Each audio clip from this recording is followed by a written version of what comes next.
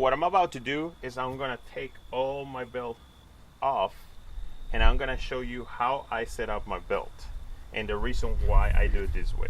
So let's start.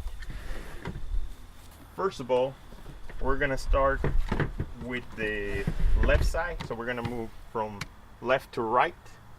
First, I have my taser right here. This is the department issued taser. As you know, Taser International, also known now as Axion. This is an old model taser. I still use the old boxy cartridges. Still a 5-second round. You see? So it's a 5-second round that you do. The colors means it depends on the distance. So I don't remember what's the distance for the green, but I always try to keep it not too short distance, like shooting, but not too long though.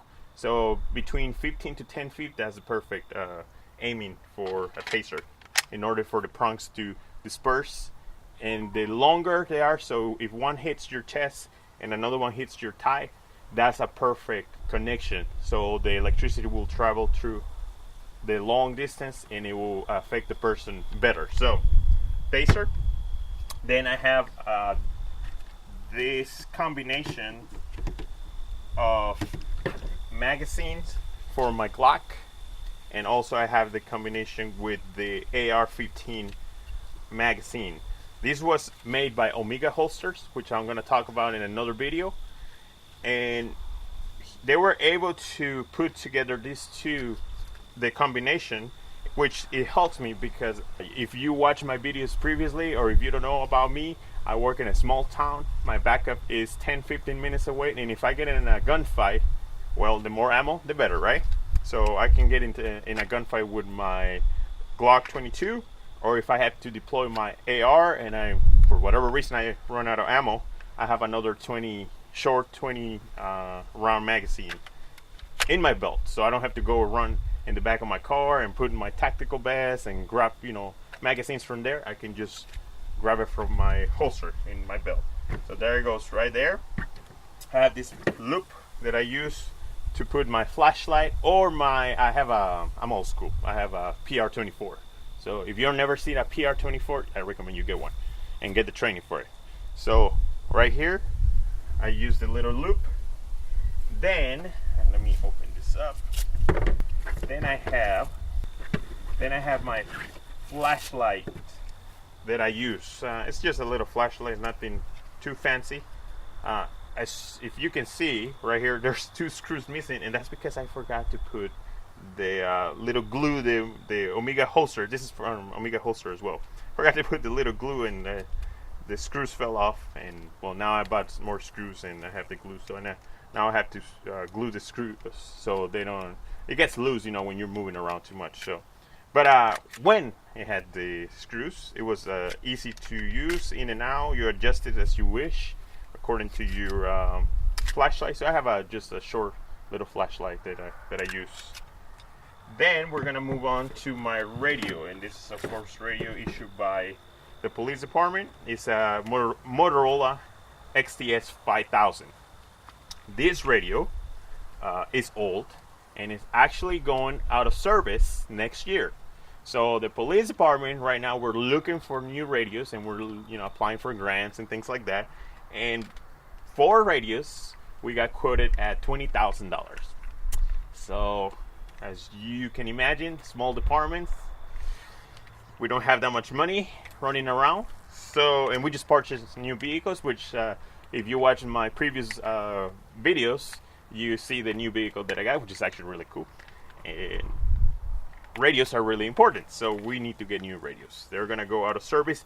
However, I can still use it, but if it goes bad, if I need a part or anything like that, that's it. They don't have any more parts, unless you find them on eBay or another radio shop where they have spare parts, which I don't think so, because they're really old and I'm pretty sure they use them all already. Next, again, Omega Holsters. I got this holder for my tourniquet. If you don't have a tourniquet in your belt, you are failing big time. you must have a tourniquet. It is what it is with more equipment, whatever. But it is important you have a tourniquet because this can save your life or someone else's. All right, easy to pull out. If you've been through training with active shooter, this is like standard standard medical training that you get during the training for active shooters. So it can work on yourself, like if you get shot in the arm, if you get shot in the legs. It's really for extremities. So anything for the chest, you will have to get a different type of medical. If your lung can collapse if you get shot, of course, in your lung, and the reason is because the pressure in the outside and the pressure inside your body will collapse. Like I was saying, it's called chest seal. So that's what it is. Just a chest seal is a. I don't really know how it works though, but that's what it's called. So I'll bring some information. I'll put it up there. Alrighty, now we move on to my little glove pouch. They call it pager pouch, but believe it or not, there's some departments still have pagers. Man, that's so 90s, right? So I just put my gloves in here. It is important. Note it. It is important that you do not put anything behind your back, in the middle, in your spine, because if you ever get into an altercation and you fall backwards, that might compress your back and your spine, and you will get a really bad injury. I know police officers that done that, and they have really bad injuries. So please don't put anything in the directly in the back under your spine. If you do, like I do, just put something soft where it's not gonna affect anything medically. Next, again, Omega holsters. We have a pepper spray or OC spray pouch. This one right here is easy to get in and out. That's the only bad thing about it, that it's gonna destroy the outer, not the seal, the where the logo is and all that stuff. So it's gonna destroy it, as you can see. So it is what it is. But I use mine upside down because I was taught to do that in my first academy. And the reason is because back in the day, the actual canister had a really bad seal, and when the seal got dry, it didn't shoot anymore. So that's why officers started wearing it upside down, so the seal will stay moisturized. And as you probably seen, some people like to shake the canister and then spray. Well, now you don't have to do that, but I mean, I've been doing it for a while, so that's how I do it. Then we have an baton, expandable baton, and this is again a generic standard baton. I only use it once to break a window, and it took me a while, but I did it.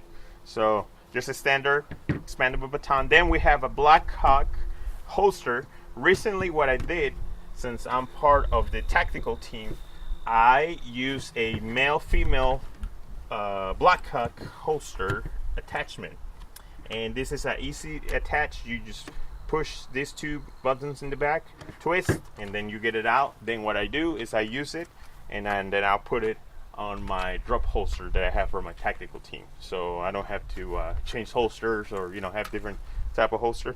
And it was only believe it, like $38, something like that. It was under $40. Again, it comes with 2 females and 1 male, so easy to attach. To attach it, you just have to go right here. Let's see.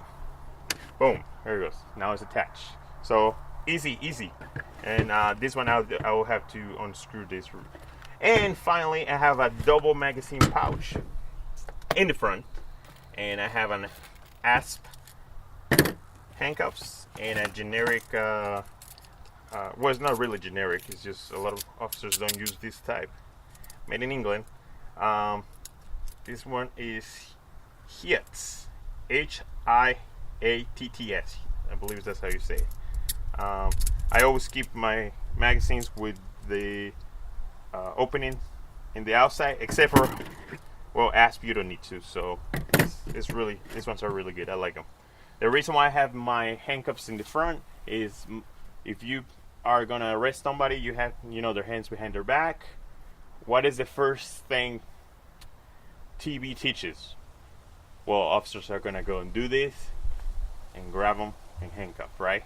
Well, right here, there's a lot of movement. There's a lot of movement right here. If a person is really good in martial arts, or he or she is a good fighter, you can get into a struggle right there. Even though you have the hands control, if they know what they're doing, they can get you. So the reason why I have them in the front is, and I have two of them, is I can go right here. So most people, remember, like I said, they're expecting that you go back here. That's a disadvantage. I don't like it. So if you go right here versus a short movement, I prefer the short movement. It's really simple. Once you train a lot, you can open and grab them and go. I've done it plenty of times and it works. So that's just my personal take. So let me change and put this all together, and you're gonna see how it looks like with the new Bianchi belt.